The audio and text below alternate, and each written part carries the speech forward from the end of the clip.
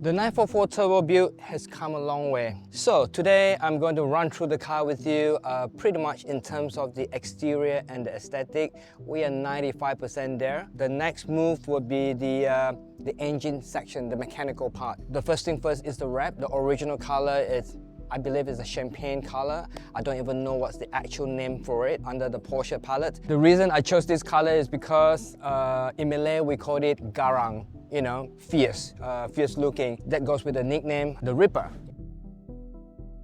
The color is what we call matte black gold, but it doesn't really look black gold per se. If it's under the sun, it's more of a dark greenish kind of look. But at night, yeah, it looks more towards the black gold finish. On top of the wrap, I got this idea. I told my guys to add in the PPF stripe, which is actually transparent, but as soon as we apply the PPF, the actual color of the wrap at the bottom actually surface, which show a metallic green. So this is quite unique.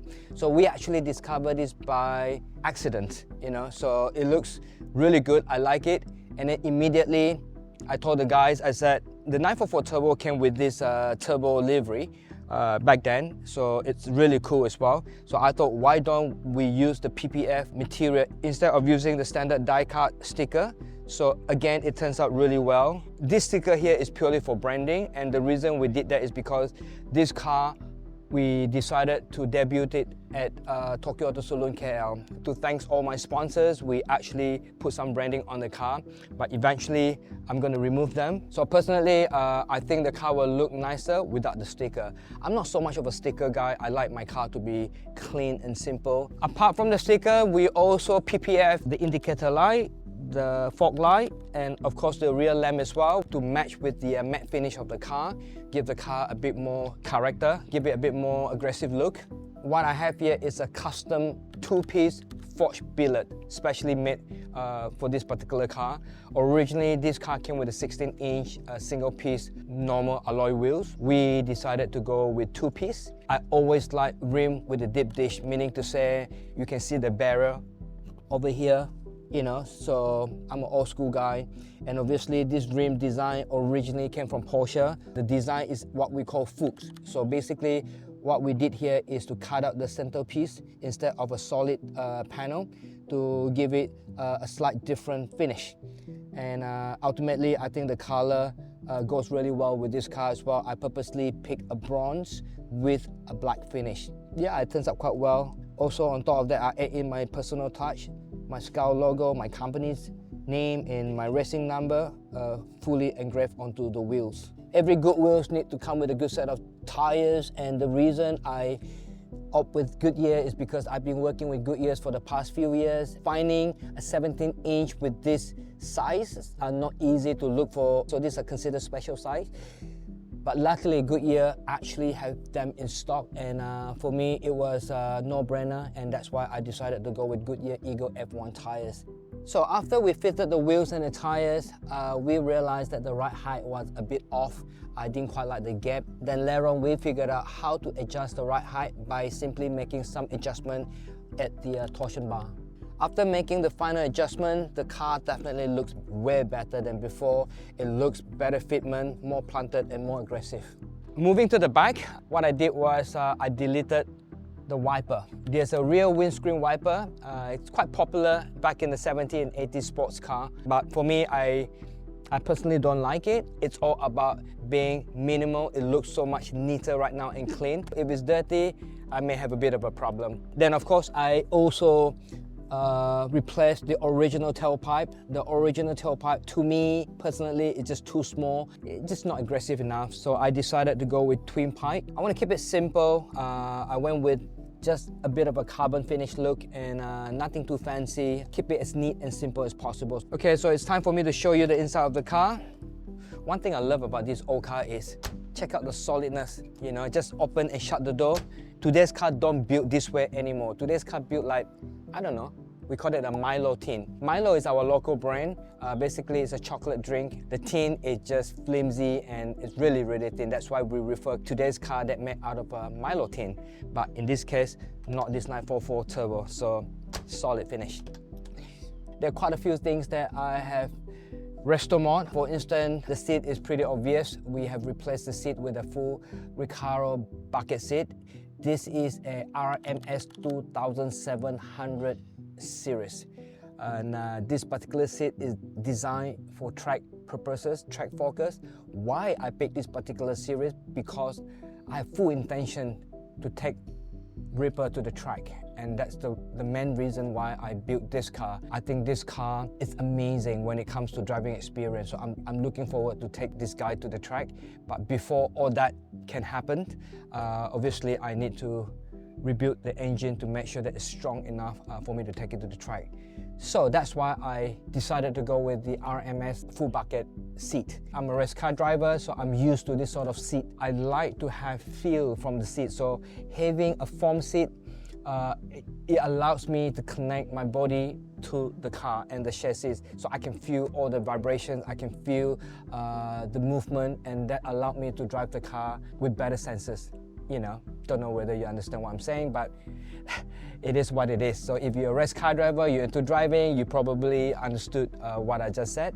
Otherwise, it's okay. It still looks good, and more importantly, this seat is bloody light.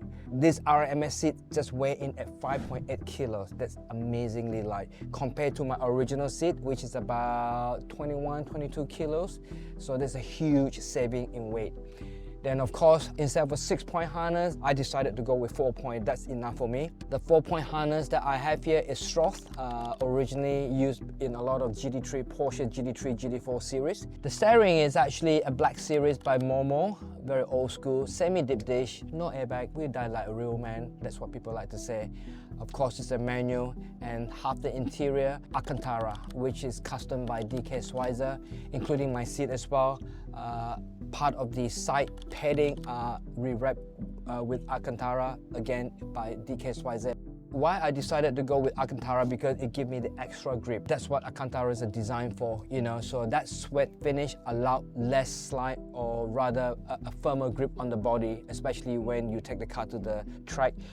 It's very important that you are seated properly, strapped in with minimum movement. For the door panel, basically more of a look. Again, it's Alcantara by Decals, together with the center console. It's all rewrapped with the Alcantara.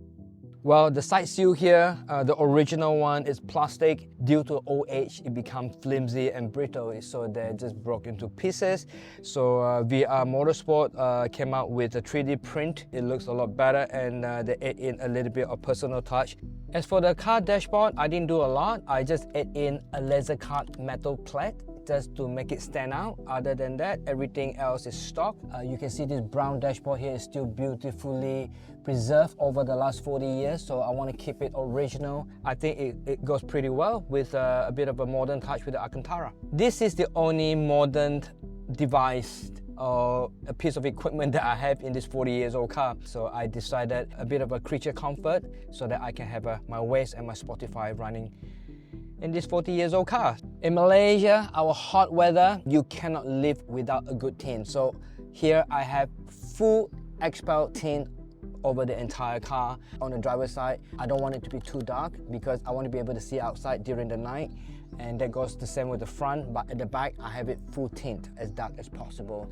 Since we talk about XPEL, there's one more thing I need to share with you, which is the XPEL armor guard.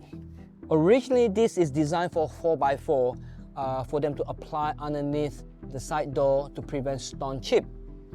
Porsche always have this, what we call a stone guard, but instead of having the transparent PPF, I want the car to look a bit more rugged, so that's why I give it a go on this armor guard, which is a rough, rugged finish, and I think the car came out quite well. But again, it's subjective. Some people like it, some people don't like it, but I don't care, it's my car, as long as I like it. Oh wait, one more thing. This I need to show you. My custom headlight.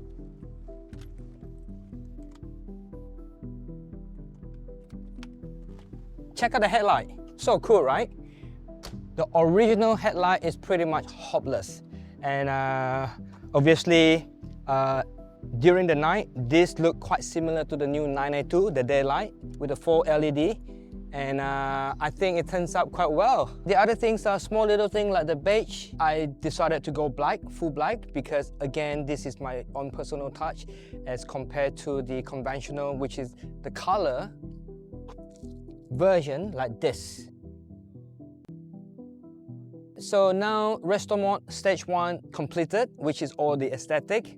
Stage 2 RESTOMOD will be performance, meaning includes the engine rebuild, the suspension, the brakes upgrade, and all that will happen very soon. So I will keep you guys posted as soon as we start RESTOMOD Stage 2.